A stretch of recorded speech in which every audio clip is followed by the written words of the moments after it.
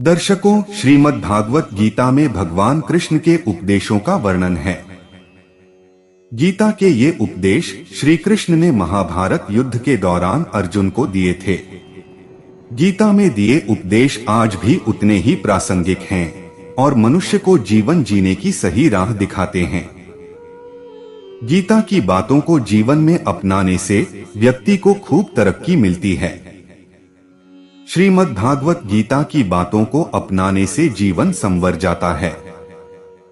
इन बातों का अनुसरण करने से व्यक्ति के अंदर से क्रोध और ईर्ष्या की भावना खत्म होती है। तो दर्शकों, आइए जानते हैं क्या वो चीजें जिसके बारे में श्री कृष्ण ने बताया है। तो दर्शकों, यह वीडियो बहुत ही ज्ञानवर्धक और जीवन को बदलने वाला है, तो इसे ध्यान से और अंत तक जरूर सुनें और सच्चे दिल से कमेंट में जय श्री कृष्ण जरूर लिखें। दर्शकों, श्रीमद् भागवत गीता के अनुसार आनंद हमेशा मनुष्य के भीतर ही होता है, परंतु मनुष्य उसे बाहरी सुखों में ढूंढता है। भगवान की उपासना केवल शरीर से ही नहीं बल्कि पूरे मन से करनी चाहिए। भगवान का वंदन उन्हें प्रेम बंधन में बांधता है। मनुष्य अपनी वासना की वजह से ही पुनर्जन्म लेता है। मनुष्य अपनी इंद्रियों को अगर अधीन में कर ले तो उसके जीवन में कभी विकार और परेशानियां नहीं आती हैं। संयम, सदाचार, स्नेह और सेवा जैसे गुण मनुष्य में कभी भी सत्संग के बिना नहीं आते हैं। गीता में श्री कृष्ण कहते हैं कि मनुष्य को वस्त्र बदलने की जगह हृदय परिवर्तन पर केंद्रित करना चाहिए। गीता के अनुसार जवानी में जिसने ज्यादा पाप किए हैं उसे बुढ़ापे में आकर भोगना पड़ता है। श्री कृष्ण कहते हैं कि मनुष्य को स्वयं को ईश्वर में लीन कर देना चाहिए। ईश्वर के सिवाय मनुष्य का कोई नहीं होता है। इसके साथ ही यह मानकर कर्म करना चाहिए कि वह भी किसी का नहीं है। भोग से मिलने वाला सुख क्षणिक होता है, जबकि त्याग में स्थायी आनंद मिलता है। श्री कृष्ण कहते हैं कि सत्संग ईश्वर की कृपा से मिलता है, परंतु कुसंगति में भी मनुष्य अपने कर्मों से पड़ता है। दर्शकों, ईर्ष्या एक ऐसा शब्द है जो मानव के खुद के जीवन को तो तहस नहस करता है, औरों के जीवन में भी खलबली मचाता है। यदि आप किसी को सुख या खुशी नहीं दे सकते तो कम से कम दूसरों के सुख और खुशी देखकर जलिए मत। यदि आपको खुश नहीं होना है, न सही मत होइए खुश, किंतु किसी की खुशियों को देखकर अपने आप को ईर्ष्या की आग में ना जलाएं। अक्सर समाज में देखा जाता है कि कोई आगे बढ़ रहा है, किसी की उन्नति हो रही है, नाम हो रहा है, किसी का अच्छा हो रहा है, तो अधिकांश लोग ऐसे देखने को मिलेंगे जो पहले यह सोचेंगे कैसे आगे बढ़ते लोगों की राह का रोड़ा बना जाए, उनको कैसे नीचा दिखाया जाए, कैसे समाज में उनकी मजाक बने और कैसे उनकी खुशियां छीनी जाए। बहुत कम लोग ऐसे होते हैं जो किसी को आगे बढ़ता देखकर, किसी की उन्नति होते देखकर आनंद का अनुभव करते हैं या खुश होते हैं। आपको नहीं लगता कि हमें हमारी ईर्ष्या जलाती है? बाद में सामने वाले का नुकसान होता है, क्योंकि ईर्ष्या करते वक्त हमारे दिमाग के स्नायु सिकुड़ते हैं, जिसका प्रभाव हमारे अंतर्मन पर पड़ता है और इसका प्रभाव हमारी दिनचर्या पर पड़ता है। हम चिड़चिड़े हो जाते हैं और घर के लोगों के साथ हमारा व्यवहार गलत ढंग का हो जाता है। तब घर का वातावरण कलहपूर्ण हो जाता है और हमारा स्वभाव झगड़ालू हो जाता है। और आप जानते ही हैं कि झगड़ालू लोग किसी को अच्छे नहीं लगते। मेरा मानना है कि यदि आप किसी की खुशियों से खुश होकर उसे और आगे बढ़ने का प्रोत्साहन देंगे तो इससे दो फायदे होंगे। एक तो समाज में आपकी छवि अच्छी बनेगी, आपको एक अंदरूनी खुशी का एहसास होगा, और एक सकारात्मक ऊर्जा का विकास अपने आप आपके अंदर होगा। इसे इंसानी कमजोरी कह लीजिए या कुछ और, पर सच यह है कि बहुत सारे दुखों का कारण हमारा अपना दुख ना होकर दूसरे की खुशी होती है। आप इससे ऊपर उठने की कोशिश कीजिए। आपको सिर्फ अपने आप को आगे बढ़ाते रहना है और व्यर्थ की तुलना के पचड़े में नहीं पड़ना है। तुलना नहीं करनी है। आप ईर्ष्या करने के बजाय सामने वाले इंसान के गुणों को अपनाएं और जीवन में उनसे कुछ सीखें और लाभ लें, ताकि आपका जीवन भी खुशहाल हो, ना कि सिर्फ और सिर्फ जलन में आपकी पूरी जिंदगी ऐसे ही व्यर्थ चली जाए। जब जब आपके मन में किसी के लिए ईर्ष्या का भाव जागृत हो, तब तब अपने विचारों की दिशा को सकारात्मक सोच की ओर मोड़ दीजिए। जब विचारों की दिशा ही बदल जाएगी, तब अपने आप नकारात्मकता आपसे दूर होते जाएगी। और जब मन में अच्छी बातें आती है, तब हमें वो बातें सुकून ही देती है, न कि ग्लानियां जलन। अफसोस की बात है आज के समाज की कि लोग किसी के दुख को देखकर तो बहुत दुखी होते हैं, सहानुभूति जताते हैं, लेकिन किसी की खुशी को देखकर खुश नहीं होते। किसी की उन्नति से, किसी के गुणों से जलते हैं और दुखी होते हैं और पूरा प्रयास करते हैं कि सामने वाले का बुरा हो। हम सभी को इससे बचना चाहिए। दर्शकों, गीता में वर्णित दर्शन के अनुसार ईर्ष्या और जलन पर काबू पाने के लिए कार्यों के परिणामों और दूसरों के अनुभवों के प्रति वैराग्य और संभाव विकसित करना शामिल है। यहाँ कुछ कदम दिए गए हैं जो आपको इन भावनाओं पर काबू पाने में मदद कर सकते हैं। अलगाव के भ्रम को पहचानें। समझें कि व्यक्तित्व और अलगाव की भावना ब्रह्मांडीय भ्रम का हिस्सा है। अस्तित्व के जाल में हर चीज और हर कोई एक दूसरे से जुड़ा हुआ है। खुद को इस महान समग्रता के हिस्से के रूप में देखकर आप ईर्ष्या और जलन की भावनाओं को कम कर सकते हैं। संभाव विकसित करें। बाहरी परिस्थितियों की परवाह किए बिना मन की संतुलित स्थिति बनाए रखने का प्रयास करें। समझें कि सुख और दुख, लाभ और हानि और अन्य द्वंद्व अस्तित्व के स्वाभाविक अंग हैं। इन उतार चढ़ावों के प्रति उदासीन रहकर आप ईर्ष्या और जलन के प्रभाव को कम कर सकते हैं। परिणामों से अलगाव का अभ्यास करें। परिणामों से लगाव के बिना कार्य करने पर ध्यान केंद्रित करें। ईर्ष्या और जलन अक्सर परिणामों और उपलब्धियों की तुलना करने से उत्पन्न होती है। विशिष्ट परिणामों की इच्छा से अलग होकर आप इन भावनाओं को कम कर सकते हैं। प्राकृतिक व्यवस्था को स्वीकार करें। स्वीकार करें कि हर क्रिया और उसके परिणाम प्राकृतिक व्यवस्था का हिस्सा हैं और विभिन्न कारणों और स्थितियों का जटिल अंतर संबंध है। स्वीकार करें कि प्रत्येक व्यक्ति का मार्ग और अनुभव अद्वितीय हैं, जो उनके पिछले अनुभवों, पर्यावरण और अंतर्निहित प्रकृति द्वारा आकार लेते हैं। पारस्परिकता के नियम को अपनाएं। समझें कि जो लोग परिणामों से जुड़े होते हैं, वे ईर्ष्या और जलन के चक्र को बनाए रखते हैं। इस लगाव को छोड़कर और परिणामों से बंधे न रहकर आप सामंजस्यपूर्ण संतुलन की स्थिति में रह सकते हैं। इन भावनाओं से अछूते ज्ञान और आत्मज्ञान की खोज करें। ज्ञान प्राप्त करने के लिए त्याग यानी निष्काम कर्म और तपस्या, दुख और सुख के प्रति उदासीनता के कार्यों में संलग्न हो। जैसे जैसे आप अपने आंतरिक सत्य और अस्तित्व का गहरा ज्ञान प्राप्त करेंगे, आप ईर्ष्या और जलन की भावनाओं से ऊपर उठकर आनंदमय पराकाष्ठा की स्थिति में पहुंच जाएंगे। इन सिद्धांतों को लागू करके आप ईर्ष्या और जलन पर काबू पा सकते हैं और आंतरिक शांति और संतोष की स्थिति प्राप्त कर सकते हैं।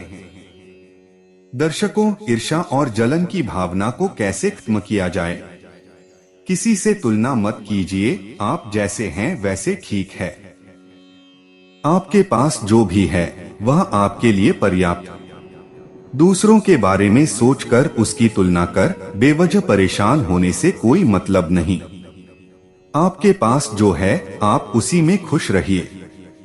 दर्शकों, आज की इस कहानी हमें सिखाती है कि हमें कभी दूसरों से तुलना नहीं करनी चाहिए। दूसरों को देखकर ईर्ष्या की भावना, जलन की भावना नहीं करनी चाहिए। ईश्वर ने हमें जो भी दिया है वह हमारी क्षमता के अनुसार दिया है हमारी योग्यता के अनुसार दिया है। हम अपनी क्षमता को बढ़ाकर, अपनी योग्यता को बढ़ाकर और आगे बढ़ सकते हैं। दूसरों के बारे में सोचना और उसकी तुलना करना गलत बात है। दिन भर हमारे मन में बहुत सारी बातें चलती रहती है। इसमें 90% बातें बिना मतलब की होती है और हमारा मन बेचैन हो जाता है और हम मन ही मन परेशान होने लगते हैं और उदास होने लगता। इसलिए हमें कभी किसी से तुलना नहीं करनी चाहिए। जो भी आपके पास है आप उसमें खुश रहिए। आपका स्वास्थ्य और आपका परिवार आपके लिए महत्वपूर्ण है। आप अपना अमूल्य समय अपने परिवार, अपना स्वास्थ्य और अपने आप को श्रेष्ठ बनाने में दीजिए। आज की कहानी दो पड़ोसियों की है। पड़ोसी का नाम विनोद और उसकी पत्नी का रजनी है और दूसरी पड़ोसी का योगेश और उसकी पत्नी का नाम रीना है। दोनों के घर आसपास आजू बाजू में है। दोनों परिवार खुशी खुशी अपनी जिंदगी जी रहे हैं। विनोद और रजनी की शादी को 1 साल हुए और योगेश और रीना की शादी को 2 साल हुए हैं। दोनों का घर बहुत सुंदर है। दोनों के पास पर्याप्त पैसे और दोनों के पास अपना अपना कार है। विनोद और रजनी की कुछ महीने पहले ही अपने लिए कार खरीदे हैं जो दिखने में बहुत अच्छी है और विनोद और रजनी कहीं भी आना जाना इसी कार से करते हैं। कुछ महीने बाद योगेश और रीना ने भी एक नई कार खरीद लिया और नई कार खरीदने की खुशी में उन्होंने विनोद और रजनी को भी अपने घर बुलाया। रजनी रीना की नई कार देखकर खुश तो हुई, लेकिन मन ही मन में उसके अंदर ईर्ष्या और जलन पैदा हो गई। रोज सुबह जब रजनी रीना की नई कार अपनी बालकनी के ऊपर से देखती तो उसमें जलन की भावना पैदा होती है। कुछ दिनों बाद रजनी मन ही मन में बहुत परेशान होने लगी और अपनी पति से कहने लगी कि मुझे भी नई कार चाहिए, मुझे भी रीना जैसी कार चाहिए। शुरू में विनोद को मजाक लग रहा था, लेकिन कुछ दिनों बाद रजनी में जिद करना शुरू कर दिया।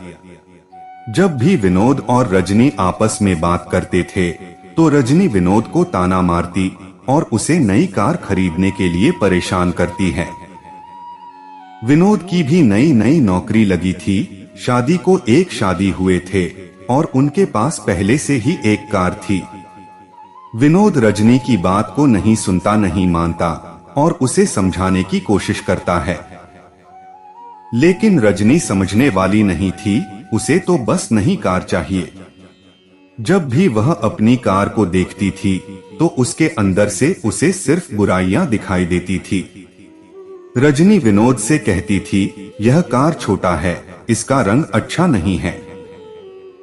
रजनी विनोद को कार की 100 बुराइयां बताती थी, लेकिन रजनी विनोद की परेशानी को नहीं समझ पाती।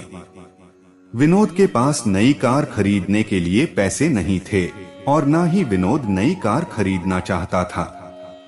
विनोद अपने कार में बहुत खुश था। उसे अपने कार से कोई शिकायत ही नहीं और यही बात वह रजनी को समझाने की कोशिश करता था, लेकिन रजनी को विनोद की बात समझ नहीं आती थी। रजनी के अंदर और ईर्ष्या जलन की भावना बहुत बढ़ गई थी। एक दिन रीना ने उसे अपनी नई कार देखने के लिए बुलाया, लेकिन रजनी ने रीना को बात को ही बातों में मना कर दिया। जब भी हमारे मन में इस तरह की भावना पैदा होती है तो हमें तत्काल इस भावना को खत्म करनी चाहिए। अगर हम ऐसा नहीं करते तो हमारे अंदर बिना मतलब के चिंता और परेशानी होने लगती है और इसका प्रभाव शरीर पर भी होने लगता है। चिंता से बड़ा कोई रोग नहीं। अगर हम बिना मतलब के चिंता करेंगे हमारा स्वास्थ्य भी खराब होगा। इसलिए हमें ईर्ष्या और जलन की भावना को तत्काल खत्म करनी चाहिए। दर्शकों, ठंड का मौसम था और मौसम घूमने लायक था, इसलिए विनोद और रजनी ने कहीं घूमने जाने का योजना बनाया। विनोद और रजनी एक दिन घूमने के लिए घर से दूर एक गार्डन में जा रहे थे। मौसम बहुत ही अच्छा था और दोनों बहुत खुश थे रास्ते में दोनों बहुत सारी बातें कर रहे थे। रजनी भी बहुत सुंदर लग रही थी। कुछ दूर चलने के बाद अचानक विनोद की कार खराब हो गई और उनकी कार बीच रास्ते में खराब हो गई। रजनी को बहुत गुस्सा आने लगा और विनोद से फिर वह वही बात कहने लगी, मैंने तुमको कहा था कार को बेचकर एक नई कार खरीद लेते हैं, लेकिन तुमने मेरी बात नहीं मानी और आज तुम्हारे कारण ट्रैफिक जाम हो गया। बीच रास्ते में सभी लोग हमको घूर के देख रहे हैं। कार चालू नहीं होने पर विनोद किसी गुस्सा आ रहा था, लेकिन विनोद को पता था कभी कभी थोड़ी बहुत प्रॉब्लम तो हो जाती हैं और आती रहती है। इसमें घबराने की कोई बड़ी बात नहीं और 10 मिनट बाद फिर गाड़ी चालू हो गई। विनोद खुश हो गया, लेकिन रजनी अभी भी गुस्से में थी। रजनी विनोद को रास्ते भर नई कार खरीदने की बात कहती रही, लेकिन विनोद रजनी की बातें में ध्यान नहीं दे रहा था। वह सफर का मजा ले रहा था। विनोद को पता था कि दुनियादारी कैसे चलती है। कभी सुख कभी दुख आते रहते हैं। अगर हम हमेशा सुखी कल्पना करेंगे तो ऐसा नहीं होगा। हमेशा कोई सुखी नहीं हो सकता, हमेशा कोई दुखी नहीं हो सकता। लेकिन रजनी इन बातों से अनजान थी।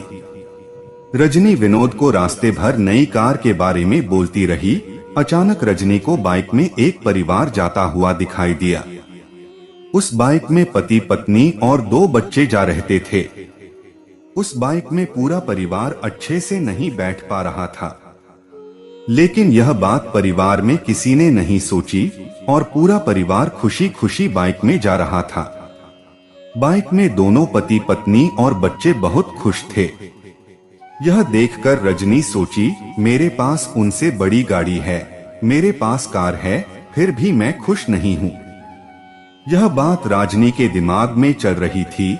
रजनी को अफसोस हो रहा था कि मैं बिना मतलब के अपने पति के ऊपर गुस्सा कर रही हूँ, उन्हें परेशान कर रही हूँ। कुछ देर बाद रजनी और विनोद उस गार्डन में पहुँच गए। गार्डन में पहुँचने के बाद रजनी भी बहुत खुश हो गई। रजनी और विनोद गार्डन में घूम रहे थे। नए नए पेड़ पौधों और फूलों को देखकर दोनों बहुत बहुत खुश हो रहे थे। कुछ देर के लिए रजनी कार वाली बात भूल गई थी और नई नई बातें करने लगी और कुछ देर बाद शाम हो गया और अब घर वापस जाने का समय भी हो गया था। रजनी अपने कार के पास खड़ी थी। तभी एक औरत अपने बच्चे के साथ रजनी के पास आई। ठंड का मौसम था और बच्चे को बहुत ठंड लग रही थी। तब उस औरत ने रजनी से पूछा, क्या तुम अपने कार का हीटर कुछ देर के लिए चालू कर सकती हो? मेरे बच्चे को बहुत ठंड लग रही है। तब रजनी ने उस बच्चे को कार के अंदर बैठाकर कार का हीटर चालू कर दिया, जिससे कार के अंदर थोड़ी गर्मी पैदा हो जाए। तब ऐसा देखकर रजनी को बहुत खुशी हो रही थी कि उसकी कार किसी की काम आ रही थी।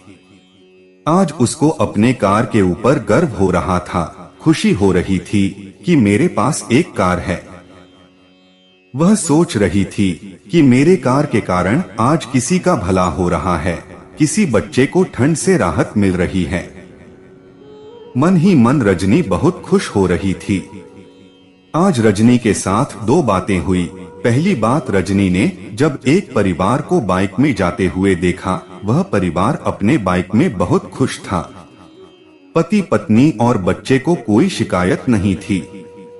और दूसरी बात, रजनी ने देखा कि आज इस ठंड के मौसम में किसी बच्चे को कार के कारण थोड़ी गर्मी मिल गई और रजनी को महसूस होने लगा कि जो उसके पास है वह पर्याप्त है। उसकी कार बहुत ही सुंदर है और बहुत ही अच्छी है। कुछ देर बाद विनोद भी अपनी कार के पास आया और दोनों अपने घर जाने के लिए कार के अंदर बैठकर और उस औरत को उसका बच्चा वापस देकर उस औरतों ने खुशी खुशी विनोद और रजनी को धन्यवाद दिया। रजनी के चेहरे में बहुत खुशी थी और रास्ते में वह विनोद से कहती है कि कुछ पैसे रख लो और कार की मरम्मत करवा लेना, कार को सुधार लेना, यह बहुत ही अच्छी कार है।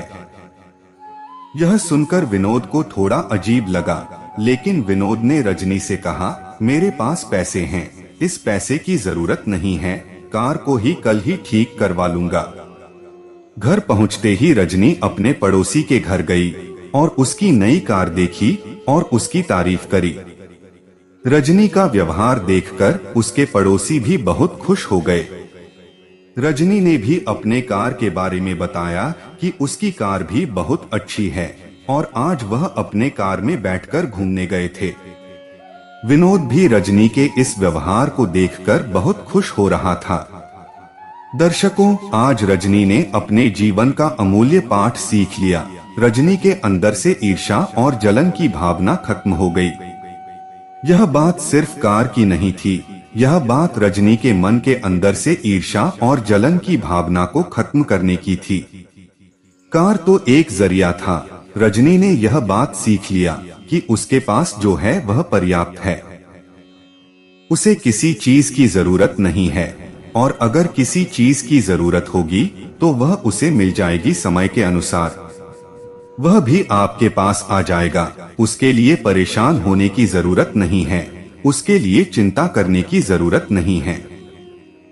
दर्शकों, आज की कहानी से हमें बहुत बड़ी शिक्षा मिलती है कि हमें अपनी जिंदगी में किसी दूसरे को देखकर उसकी तुलना कर अपने अंदर ईर्ष्या जलन की भावना पैदा नहीं करनी चाहिए।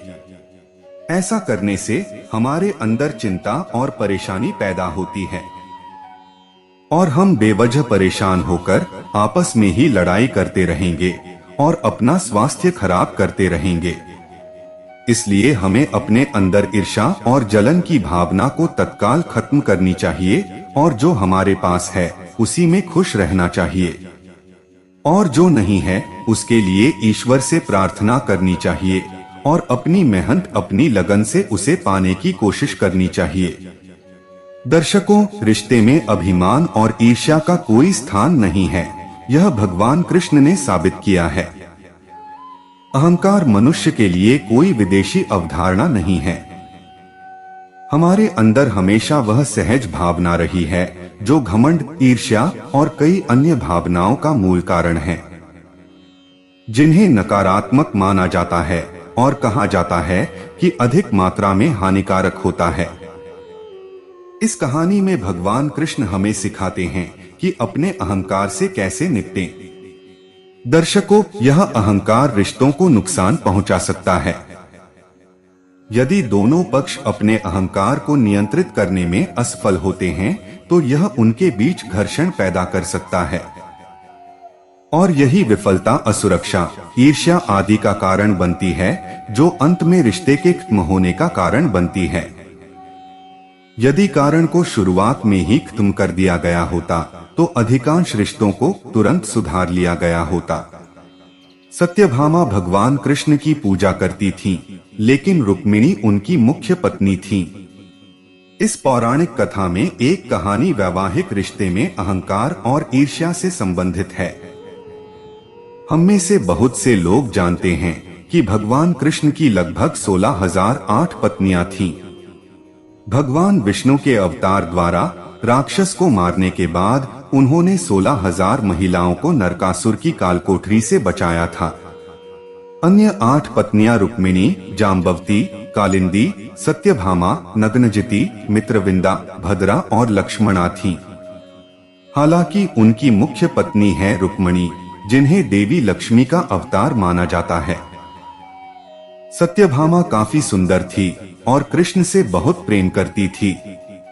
उसके बारे में अफवाह थी कि वह भौतिकवादी व्यक्ति थी और उसे अपनी सुंदरता पर गर्व था, लेकिन उसे हमेशा लगता था कि रुक्मिणी ने ही उसका सारा वैभव चुरा लिया है।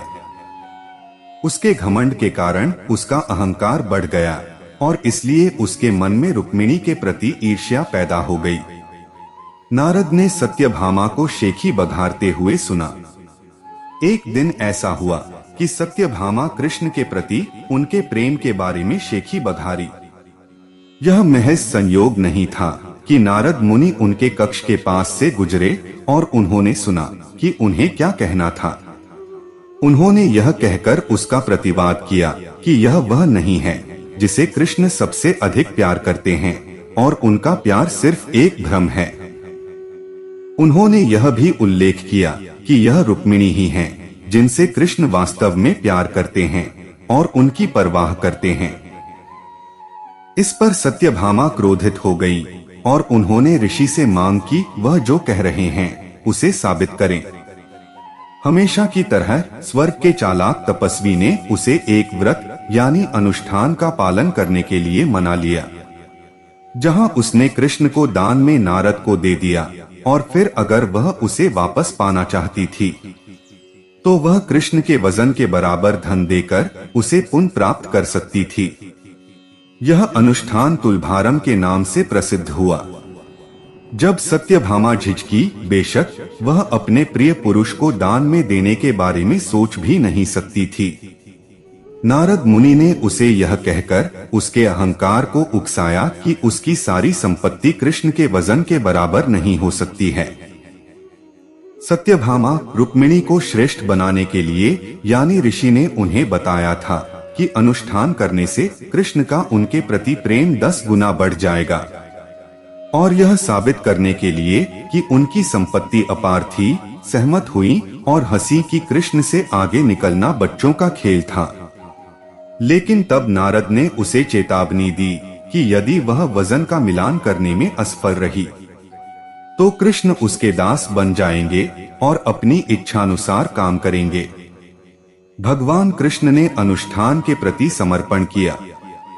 भगवान कृष्ण सत्यभामा ने उसकी बात मान ली, जिससे उसकी अन्य पत्नियां भयभीत हो गईं, जिन्होंने असफल होकर उससे विनती की। कृष्ण ने नम्रता पूर्वक अनुष्ठान के प्रति समर्पण कर दिया। तब सत्यभामा ने बड़े पैमाने पर व्यवस्था की और अपनी सारी संपत्ति मंगवाई। पैमाना टस से मस नहीं हुआ। स्वर्गीय ऋषि ने उसके प्रयासों का मजाक उड़ाना शुरू कर दिया और चिल्लाना शुरू कर दिया कि अब कृष्ण की नीलामी की जाएगी। उन्मत्त होकर उसने अन्य पत्नियों से मदद मांगी। उन सभी ने केवल अपने कृष्ण के प्रति प्रेम के लिए ही आभूषण एकत्र किए। फिर भी प्रयास निरर्थक सिद्ध हुआ। कृष्ण चुप रहे। अपनी पत्नियों की हताशा और उसे पुनः प्राप्त करने में विफलता को देखकर उसने कहा कि अब वह एक ऋषि का दास बन गया है और उसे अपनी प्रिय पत्नियों से अलग होना होगा। सत्यभामा ने अपने प्रिय कृष्ण को वापस पाने के लिए उत्तर ढूंढना शुरू कर दिया। जब नारद ने सुझाव दिया कि रुक्मिणी उन्हें इस उलझन से बाहर निकाल सकती है, तो उन्होंने अपना अभिमान त्याग दिया और मुख्य पत्नी से अपील की। तब रुक्मिणी ने सारी संपत्ति का तराजू खाली कर दिया और उस पर तुलसी का एक पत्ता रख दिया। तुरंत तराजू झुका और कृष्ण के वजन के बराबर हो गया। तब कृष्ण खड़े हुए और कहा कि जीवन साथी के प्रति समर्पण ही एकमात्र ऐसी चीज है जो यह निर्धारित करेगी कि किसी के मन में किसी के लिए कितना प्यार है। इसमें अभिमान, अहंकार, ईर्ष्या का कोई स्थान नहीं है। जैसा कि आप देख रहे हैं, रुक्मिणी को सर्वश्रेष्ठ बनाने की सत्यभामा की इच्छा उन पर हावी हो गई। अहंकार एक जटिल भावना है। हम वास्तव में इसका निपटान नहीं कर सकते, लेकिन हम इसे नियंत्रित कर सकते हैं, इसे सीमित कर सकते हैं, ताकि यह अन्य लोगों के साथ हमारे किसी भी रिश्ते में बाधा न डाले। भगवद गीता रिश्तों के बारे में यही सिखाती है। किसी रिश्ते में होने पर सभी अह को त्याग दें। केवल प्यार ही किसी रिश्ते को ऊंची उड़ान दे सकता है। अहंकार ही इसे ध्वस्त कर देगा। तो दर्शकों, उम्मीद करता हूं कि आपको वीडियो पसंद आया होगा और आप हमारे चैनल पर नए हो तो वीडियो को लाइक और चैनल को सब्सक्राइब जरूर करें। आपके एक लाइक से ही हमें प्रेरणा मिलती है और हम मोटिवेट होते हैं। धन्यवाद।